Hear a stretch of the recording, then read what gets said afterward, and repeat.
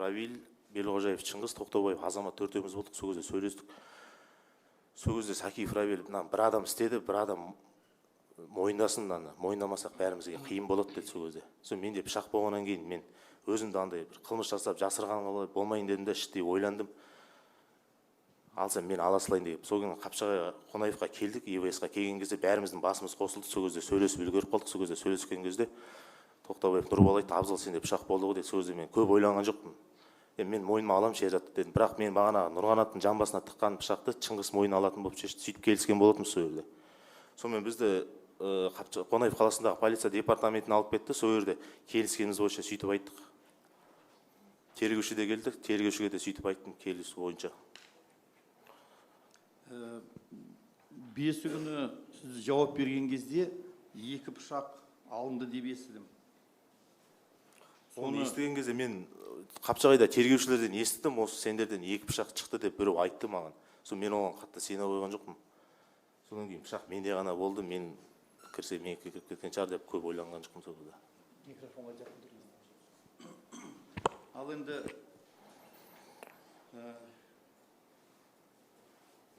сіз не себепті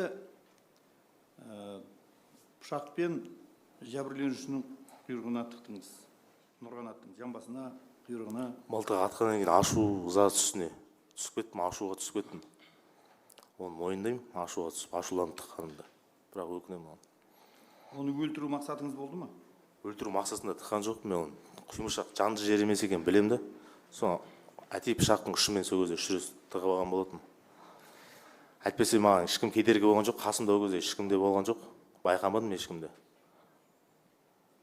Өлтіру мақсатым болған жоқ.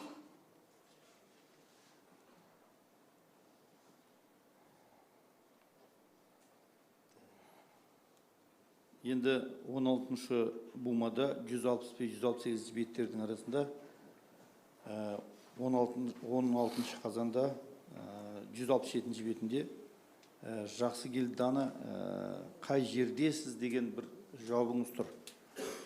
Маған сол Менделеев көшесіне келе жатқан кезде жетпей бұрылысына жақындаған сәтте жазды ғой маған WhatsApp-қа.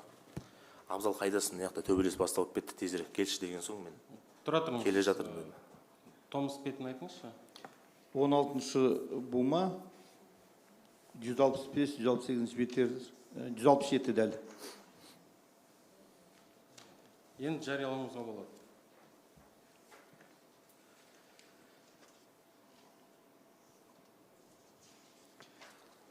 167 бетінде менің ұялы телефонымның... Тұра тұрыңыз. Хаттама күдіктіден қосымша жауап алу туралы 16 қазан 2024 жыл Қонаев қаласы жауап алу 15 сағат 00 минутта басталып 17 сағат 00 минутта аяқталды. Күдікті Шынасылдан қосымша жауап алу туралы хаттама.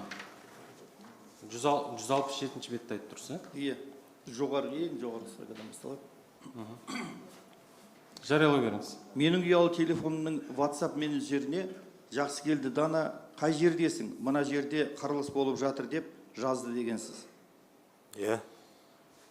Ана Менделеев көшесіне жетпей бұрыла берген кезде жазды ғой маған, сондай сообщение келді ұялы телефоныма. Соң мен келіп жақында қалдым деп жауап жаздым. Ал енді осы беттің сәл төменірек жылжимыз. Төбелес барысында мен қарсылас Сақалды Ғайыпбаев Нұрғанаттың басынан жүріппен бір рет соққы жасадым. Ол менің соққымда артқа қарай бұрылып қашып кетіп қалды. Сол арада Ғайыпбаев Нұрғанат бір ауыздың аңшы мылтығын алып келді. Мылтықты аспанға қарады, бір рет оқ атты. Оқтың даусын естіген бір-бірімен төбелесіп жатқан балалар ажырап артқа шегінді. Кім-кіммен төбелесіп жатқанын мен байқамадым, кім қай жерде тұрғанын аңғармадым. Себебі мен өзім Нұрғанатпен және басқа маған бұрын соңды таныс емес жігіттермен төбелесіп жаттым дейсіз. Енді қалайсыз? Нұрғанатпен төбелесіп жаттым дейсіз. Жауабыңыз қызық жазған осы жерде. Нұрғанатпен төбелесіп жаттым, Нұрғанат мылтық алып кетті, бірақ мен кімнің ол кезде байқамадым, себебі Нұрғанатпен төбелесіп жүрдім дейсіз. Осы жерде сіздің сөзіңізден жазылды ма? Иә.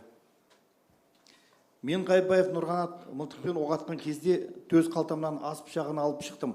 Бұл пышақты мен эфирия кафесіне баратын кезде қорғау мақсатында өзіммен бірге алып шыққан болатынмын. Осы кезде маған қарама қарсы тұрған Шерзат мені ұру мақсатында маған қарай жұдырығымен секірді. Сол кезде мен артқа бір қадам жылжып шегініп, қорғану мақсатында Шерзаттың сол жақ дене тұсынан оң қолымда ұстап тұрған пышақпен сілтеп бір рет соққы жасадым. Шерзат артқа қарай шегініп, ағасы Нұрғанаттың қасына барып тұрып алды. Құрметті сот, бұл жауабым менің 16 қазаннан бастап берген жауабым. Бағанағы біз ақылдасқаннан кейін жауап алғанда менің құрастырғандарым бұл. Мен өзімнің қазан айының 4-і, 5-ші берген жауаптарымды қолдаймын. Әрі қарай, осы кезде Ілиясов Нұрқияс жүгіріп барып Нұрғанаттың қолындағы мылтығын жармасып, оның мылтығын тартып алды. Нұрғанаттың мылтығын Нұрқияс тартып алғаннан кейін Нұрғанат пен Шерзат екеуі жоғары қарай қашты дейсіз. Пышақ деген адам арасында қанша уақыт өтті? Ол қаша алатындай мүмкіншілігі болды ма? Білмедім. Олар қашқан сәтте мен және біздің балалар барлық арттарынан қуа жөнелдік. Олар біраз жерге қашып барып, қашып бара жатып, Шерзат жерге құлады. Нұрғанат оның басынан көтеріп, жедел жәрдем шақырыңдар деп айғайлап жатты. Осы кезде мен жерде отырған Нұрғанатқа жүгіріп барып, аяғыммен басынан теуіп, бір рет басынан жұдырығымен ұрып жібердім. Артынша жанымдағы балалар да оларға жабылып ұрып соқты. Сол төбелес барысында мен абайсызда дарханды 2 рет бетінен ұрып жібердім. Осы жерде не айтасыз? Дұрыс па? Ол құлағына басынан теуіп жібердім Нұрғанатты. Ол жері рас, енді келген кезде Нұрғанатты отырғанын көрдім да, сол кезде тептім аяқпен, сосын жұдырығымен ұрып жібердім. Сол сәтте артынан дархан әскентай келіп тартқан болатын.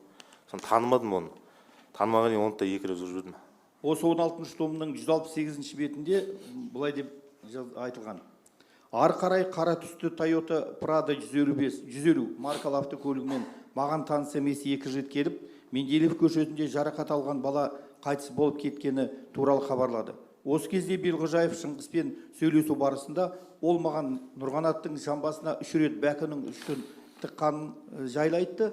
Мен оған Шерзаттың денесіне пышақ салғанын жайлы айттым дегенсіз. Бұл сол бағанағы мен мойныма алам дегендегі 16 қазаннан берген жауабым құрастырғандағы ғой.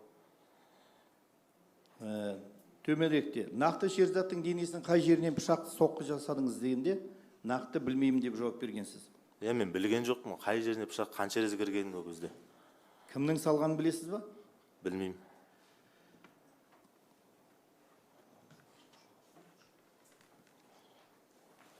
Содан кейін 24-ші томда құрметті сот,